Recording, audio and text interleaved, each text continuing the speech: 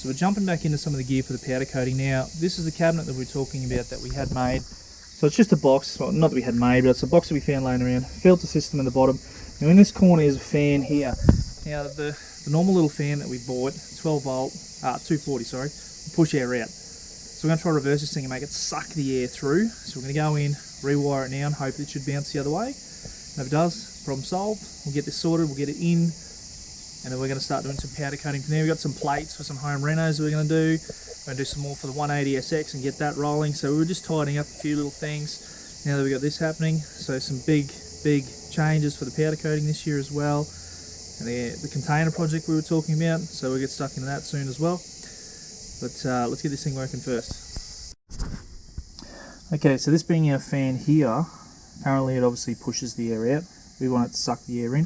We can't really swap too much of the wiring around here as it's a 2-speed fan, so if we did it we'd lose the speed right out of it and it might cook it. So what we're going to look at doing is just basically flipping the motor over, which should spin it in the other direction.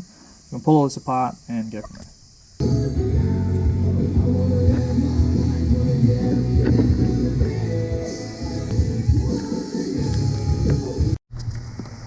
So it's running back the other way a little bit, but it will suck that string in. So we are losing, we've got some losses with this being in the way if we're pushing through, but it's just enough to get the draw. So we'll get this back together and then screw it onto this thing.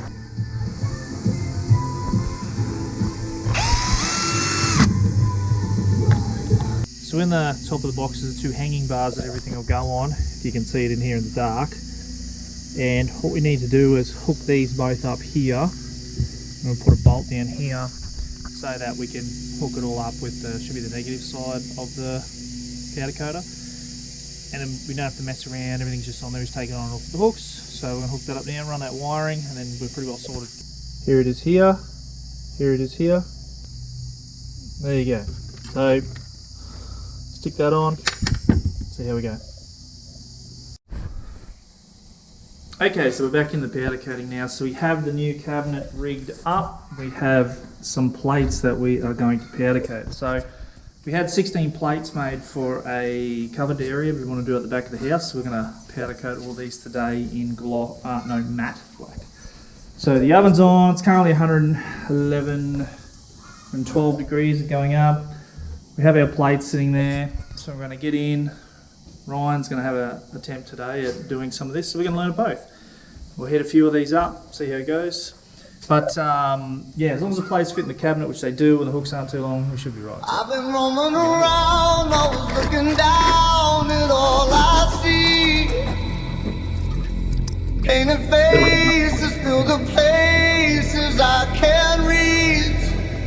You know that I can use somebody. You know that I can use somebody.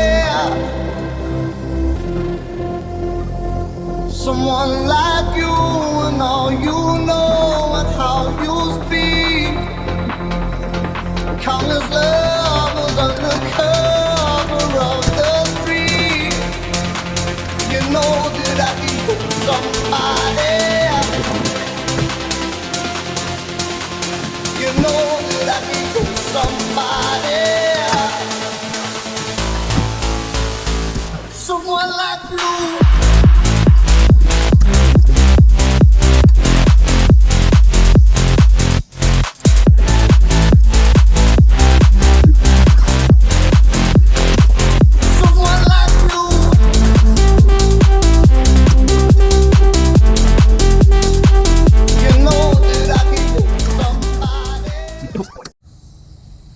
So we're at 190 degrees now. I don't know how long this has been baking for, like half an hour to get us up to this point. But some future stuff we're going to do is better hooks. We're going to have a better setup in there, lighting in the powder area.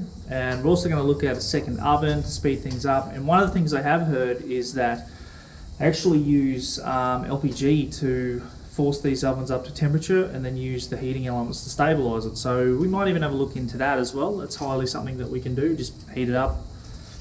Pretty basic to set up, but once this thing hits 200, we're going to give it a 10-minute run, and then that should be it. Should be good. Okay, so it's been baking now, so we're going to pull the pin and let's have a look. Hopefully they look alright. Ooh, wow. And it looks hot. Don't do it. Or move your feet at least.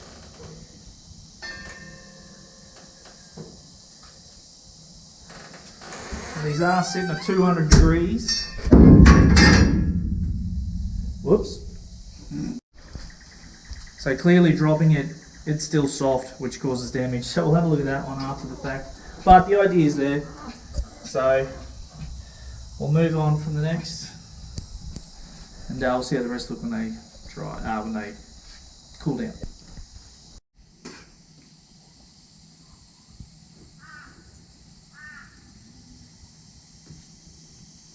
Okay, so we're in our 40-foot project container that we're looking at. We got this thing for free. It's not too bad. As you can see, there's a bit of light coming in down the other end. Bottom of the wall's a bit chewed out, but free is always good. So our main goal here today is to repair the roof, patch up that, start prepping and just rust proofing and cleaning and painting what we can to the roof.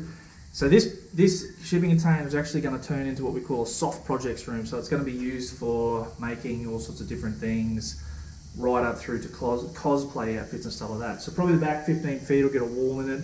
Be put in for some storage back there for some other stuff, to clean out the other 20-foot container that we've got, and then go from there. But today's project, get stuck into the roof, and we're going to go from there. Okay, so on the top side of this, where we can see here is the holes that we saw from downstairs through here. So we're going to hack into these, replace these, clean up the rest of the stuff. It's not too bad, the rest of the roof, but we'll do that section, clean up some more, see if anything else pops up in the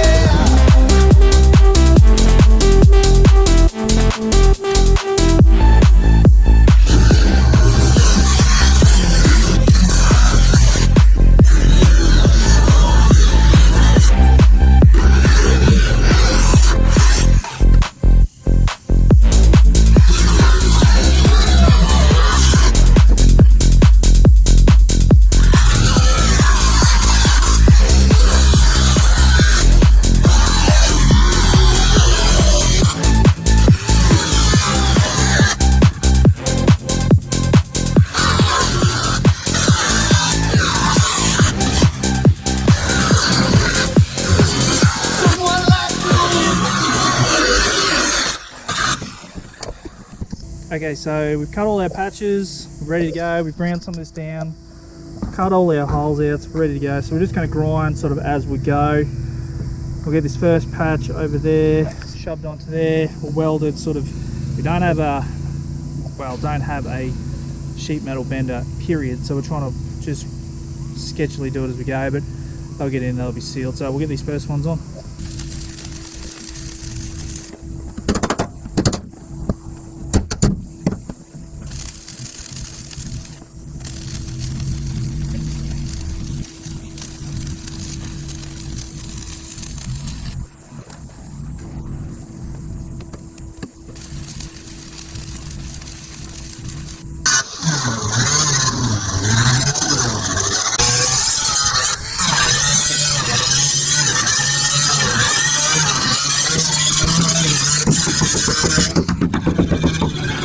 we've got a chunk of the welds done on the roof. During the sort of process, we found a couple other spots that we need to rectify while we're going here. But otherwise, it's come up pretty good. So we're going to get these ones finished off and then move on to the walls. The idea is to get it tidied up in time so that we can be inside for winter. Fit out the inside, middle of summer right now, so it's a little bit too hot to be on the inside fitting everything out. Get this touched up, then onto the walls, all the base of the walls. We've got to cut some big sections out. Shouldn't be too bad, but yeah, it's moving along good, so it's going to look good.